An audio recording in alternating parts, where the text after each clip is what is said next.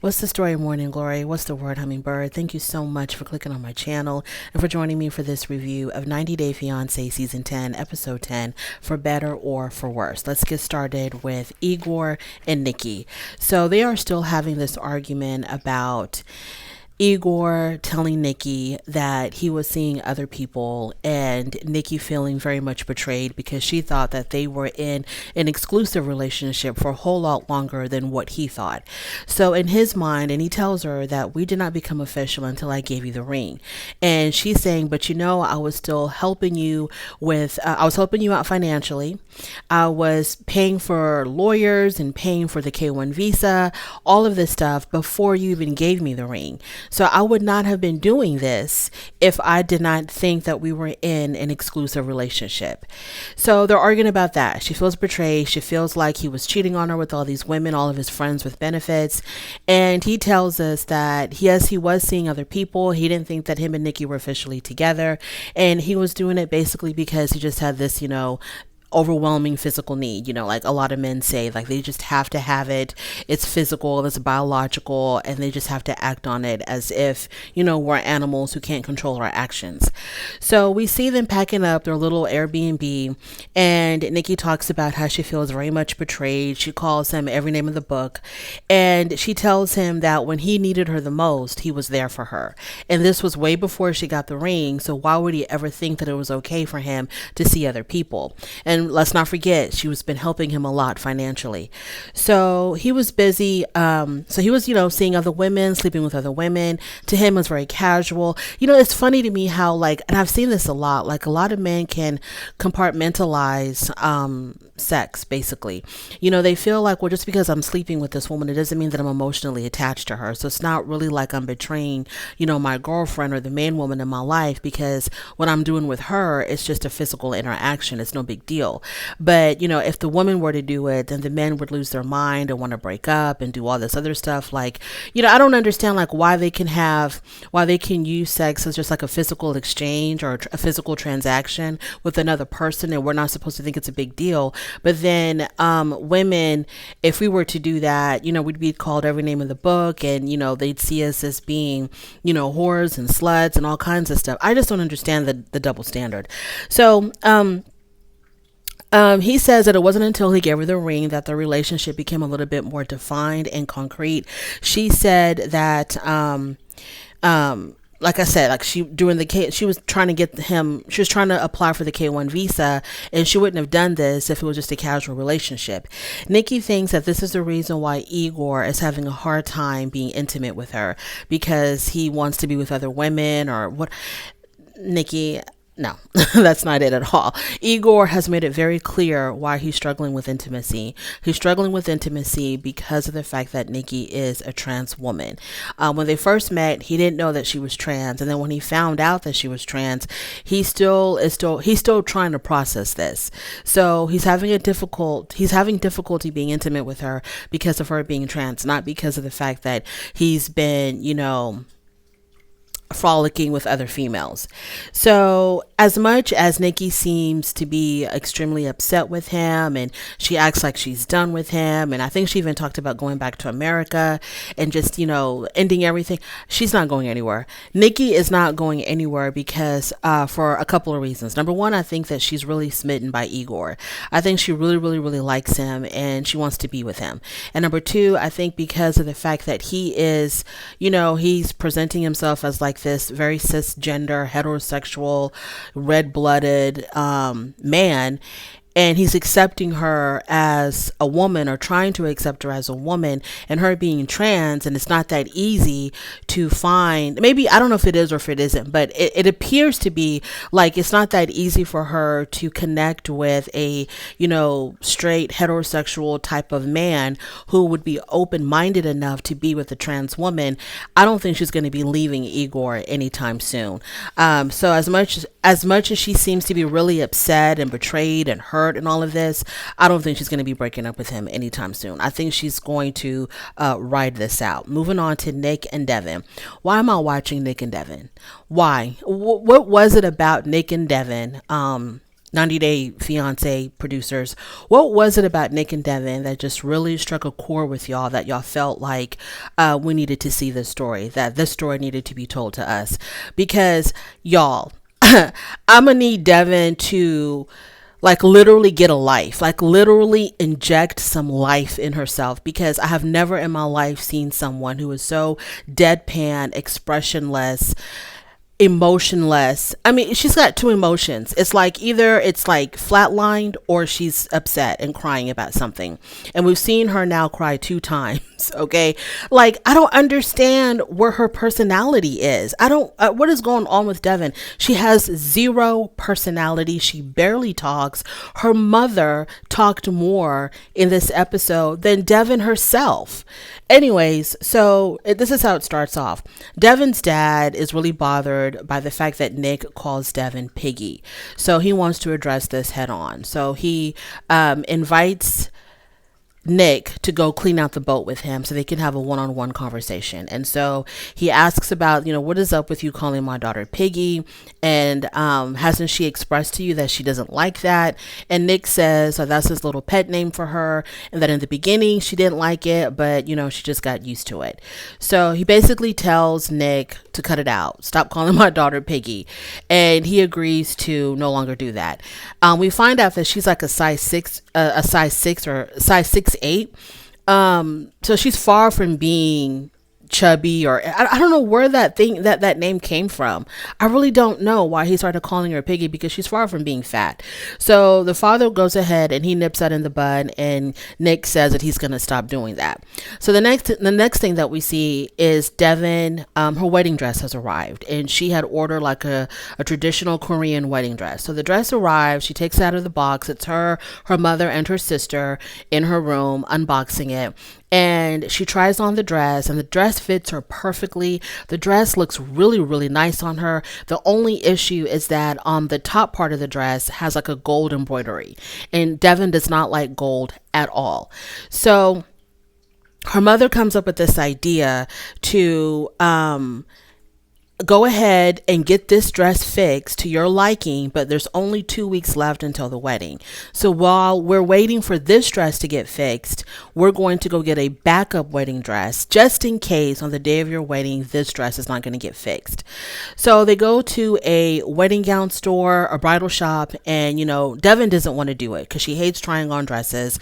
She hates shopping. Devon, just give us the short list of the things that you actually do like and stop wasting our time, because it seems like there's not a lot that Devon likes. So Devon doesn't want to go dress shopping. Her mother forces her to go. So they arrive at the establishment. She tries on a couple of dresses. She hates all of them. She's barely talking. And her sister, when she was trying on one of the dresses, her sister was like, well, Devon, do you like it? Or she asked her something, and Devon didn't respond. And Devon is just standing there. And so the sister's like, Devon, can you answer? Do you like it? And so Devon is like, no. So then she goes into the fitting room, and the store attendant comes back and tells her mother, I think there's a problem. She's in the fitting room and she's crying. She's really upset about something. So her mother gets up to go talk to her, and Devon doesn't want her mom there. So her mother tries to go into the fitting room with her. Devon is like shutting the curtain in her face. She doesn't want her mom going in there. And her mom is trying to talk to her. And Devon is like, get away. And so the mother's like, I don't know what else to do. But if she doesn't want a backup dress, and that's on her. We all know what's going to happen. On the day of the wedding, her dress is going to be fixed. It's going to be fixed just fine. This is just filler. This is just, to have scenes. I'm pretty sure everything is going to work out with the original dress. But my point is this.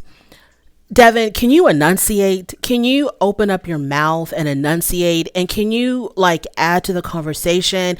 Can you act alive? Can you Devon, you're on a television show. What was it about Devon and Nick that made the producers think that we needed to see these people on our television screen? Nick is fine. Nick has a personality. We may like it or not like it, but at least he has a personality. Devon is just showing up. She's just barely phoning it in. And I'm very much confused. Like, I don't understand at all what's going on with her. Moving on to Sophie and Rob. So Sophie has just revealed to Rob that she is bisexual, and Rob initial reaction was like, well, wow, didn't you tell me this, when we first met 2.5 years ago? She says that she was still trying to figure things out. And so now that she knows for sure what she is, she's deciding now to let him know. So her being bi is not a bad thing. He says this. I'm not taking it as a bad thing. So he wanted to know if she has ever been with a woman, and she says no. And then he wanted to know if she has any interest or desire in being with a woman now. And she says the only person that she wants to be with is him. So she tries to reassure him that this is what I am, but I'm not going to act on it. So my question is, if you are planning to marry Rob and the intent is to stay married to him for the rest of your life, and you're not going to act on your bisexuality, what was the point of telling him? Because now he's kind of like all discombobulated. Now he's like trying to figure out, is she going to resent me later? Like 10 years down the line, 3 kids later, all of a sudden she's going to come to me talking about how she has this desire to be with a woman, and he has to worry about, does he have to let a third party into their relationship? Does he allow her to go play for a little bit and then come back, or is she just going to leave him forever? So he's very confused about how, like, where's her future going now that she's dropped this bomb on him. And she's like, I only want to be with you. I don't want to be with anybody else. And then he tells her, well, if you ever think about being with another woman, you need to understand that it's going to be both of us with her, not just you with her. And so she was disgusted by that because, this is her part of her identity. This is her sexuality. And he's kind of treating this kind of like, a plaything. Like, hey, if you're going to be with another woman, I want to be included.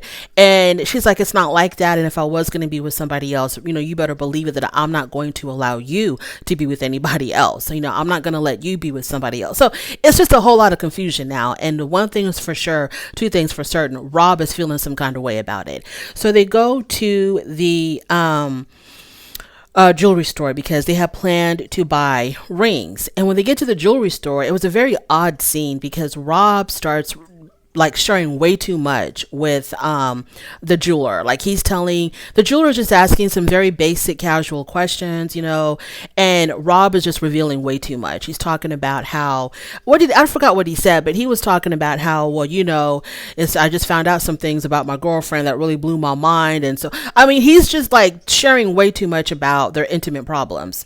And Sophie is thoroughly embarrassed. In fact, when they first got into the jewelry store, I don't know why he was acting like this. Rob is a decent enough guy, but then he has his moments when he gets extremely immature. So like when they first arrived in the jewelry store, he talks, because he just found out that his girlfriend or his fiance is bisexual, right? So it's making him feel some kind of way. So they come into the jewelry store and he's like, yeah, we're here looking for some wedding bands, and show me where the cheap wedding bands are. Where's your cheap bands, your cheap rings? Make it as cheap as possible because I'm only going to spend X amount. And so the jeweler's like, hey, I don't have nothing cheap in here. Everything that I have in here is really, really, really nice. And Rob just keeps on going on and on and on about he just wants the cheapest rings available. And Sophie just wants to run away because it's extremely embarrassing. And then this is when he begins to overshare about their relationship, and he's talking about how he thought he knew her, but he really doesn't know her because she's, slowly revealing all this information about herself to him. He doesn't come right out and say, I just found out today that my fiance is bisexual. He doesn't come out and say that, but he was just revealing way too much.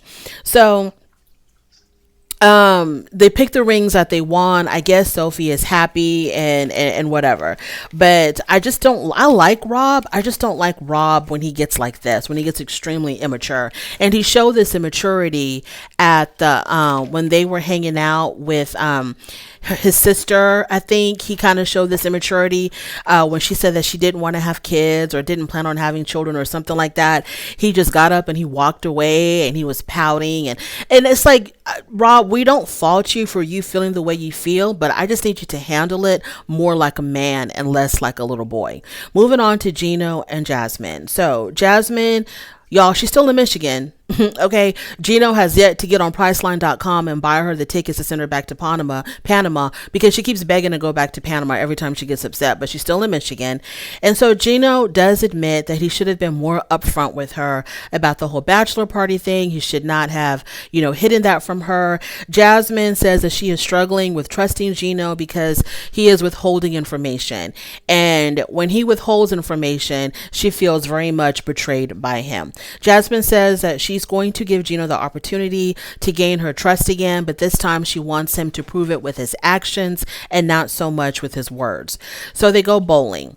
When they're out bowling, first of all, she complains about everything. She complains about the smell of the bowling alley. She complains about the food. She complains about the damn shoes. But they ended up having a good time. So this is when he decides to propose to her a trip to Miami. And Jasmine is very, very excited because I think she's been wanting to go to Miami for a while, I think. So when they arrive in Miami, as soon as they land, she is like head over heels in love with the city because it reminds her so much of Panama, the climate, the people, the culture, the language. It reminds her so much of Panama. And so she tells Gino that it's really important for them to start working on bringing her children here after they get married. And so, she talks to her son, lets her son know that she's in Miami. And she said that her son he was looking for a map to see exactly where she was on the map.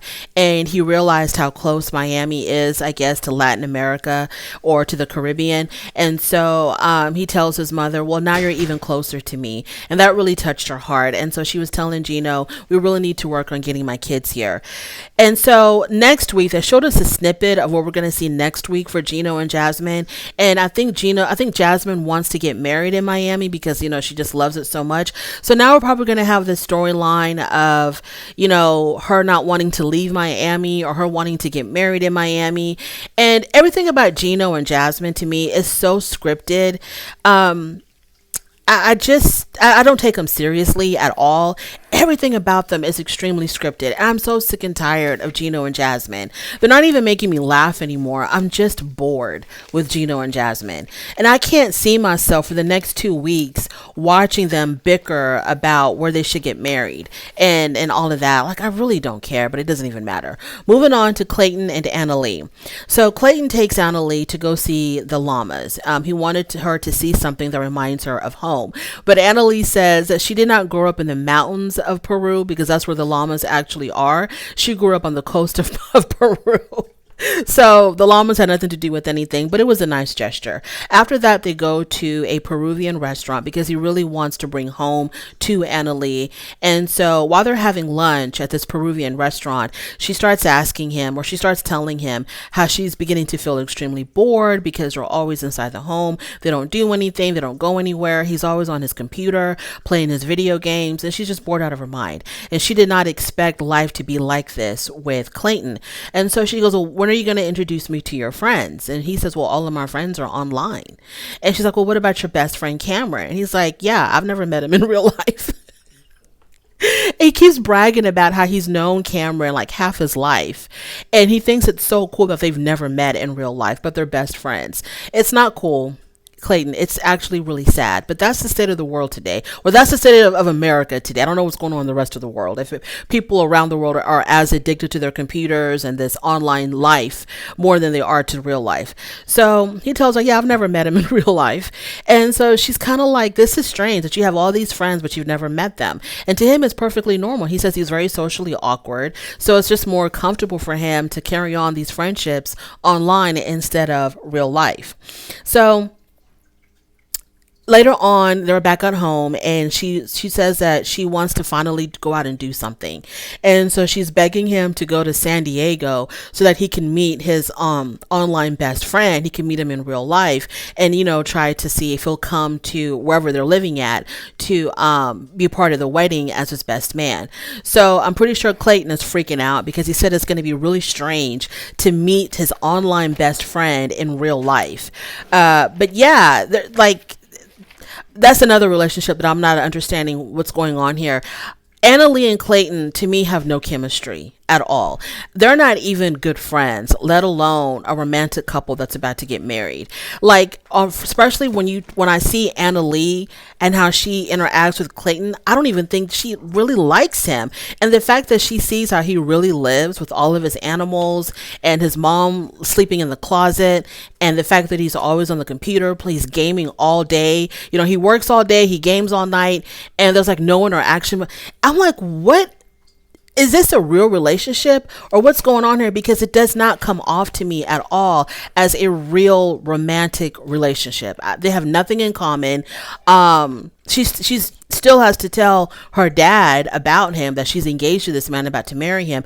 And I'm like actually surprised that she actually wants to go through with this marriage, because if this is a glimpse of how her life is going to be with Clayton, I don't understand why she wants to go through with the wedding. I don't get it. Moving on to Sam and Citra. So Sam goes to visit his family. They're having a barbecue or whatever. It's his mom, his dad, and his brother. And he tells them about Citra coming. He said that his dad never believed in this relationship at all. His dad never thought that Citra was going to come to the United States, but here we are. She's just days away from arriving. She's going to be arriving first, and then soon after, her dad and her two sisters are going to follow. That's a lot going on. So he tells them that her dad is a cop, and his mother was like, "Oh, we didn't know that." I was like, how do they not know that?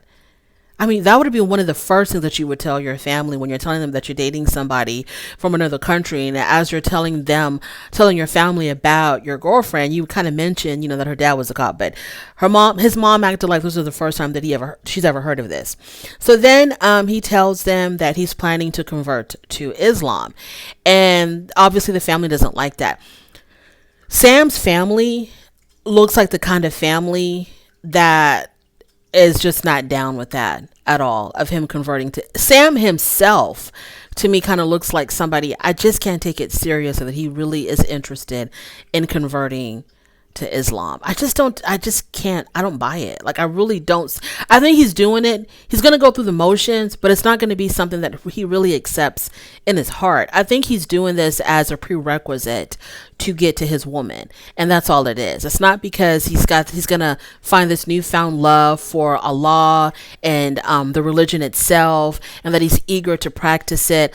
I don't think and that's a mockery of the religion. So I think it's really sad that he's just going to go through the motions just to be able to marry Annalie. And he's probably not even going to, practice any of the things that he really needs to practice after he can. So it's just sad maybe I'm jumping the gun. Maybe he is taking it seriously, but so far I don't see him as really wanting to take this seriously at all. If you're about to get married in 2 weeks and he has to convert before he gets married, he hasn't done anything to show me that he's really interested in this religion. Like, I haven't seen him holding or reading the Quran. I haven't seen him doing any kind of research on the religion. It's just him giving us lip service about, I got to convert to Islam if I want to marry her. So Citra knows about Sam's history with drugs. He's a recovering addict. She knows about that. What she doesn't know is that he got in trouble again. So as part of his treatment, he has to be prescribed something called Suboxone. I think it's called Suboxone. And it's a medication to help him with the withdrawals from whatever he was addicted to. I don't know if it was heroin or meth or whatever it was. So he has to take this medication to help him with the withdrawal symptoms. Well, he got stopped. And I guess, I don't know, the cops did a search and they found the Suboxone, but it was not in a prescription bottle. So because of that, he got arrested, he got charged, and he was given diversion, which I think is something similar to probation. And because he didn't follow the terms of his probation or the terms of his diversion, he has to go back to court to see if they're going to lift the diversion and order him to go to jail. And so he has no idea, Citra has no idea that this has been happening. So he's worried about having the positive. See, this is what I'm talking about. How can you be serious about? But anyways, my question is, Sam, why wasn't this in a prescription bottle? Why are you, if you are literally, or if you are legitimately prescribed something that could be seen as contraband or that could be seen as, an illegal substance, why would you take it out of the prescription bottle and put it in a whatever container that you put it in, or baggie, whatever it was that they found? Why would you do that? I don't understand. You got in trouble with the law for, possession or whatever. So you know what it is. You know what to do and what not. I don't understand why, if the doctor gave you a prescription and the pharmacy gave it to you in a bottle, why then remove the pills and put them in something else and take them with you? Like, I don't get that. But anyway, so he got caught with that, and now he's got to worry about whether or not he is going to be going back to jail. And he, as soon as Citra arrives, okay, I forgot about that. Citra arrives in America, and they're really happy to see each other, and they have to get married in 12 days. And her father's going to show up soon after to make sure that he converts and to make sure that they get married. And he says that the father says something about he has to be there to witness the conversion. So, yeah, we'll see how that goes. This is a very bizarre story to me. Citra and Sam, it's very, very bizarre, but it is what it is. When I see Sam, he reminds me of Robert Englund, the actor that played Freddy on Freddy Krueger, Nightmare on Elm Street. I don't know why he reminds me. He doesn't remind me of Freddy Krueger. He reminds me of the actor that played Freddy Krueger in his younger days. Thank you so much for joining me. I really do appreciate it. On your way out, please don't forget to rate the video. If you like this content, subscribe to my channel, and I'll definitely talk to you later. Bye.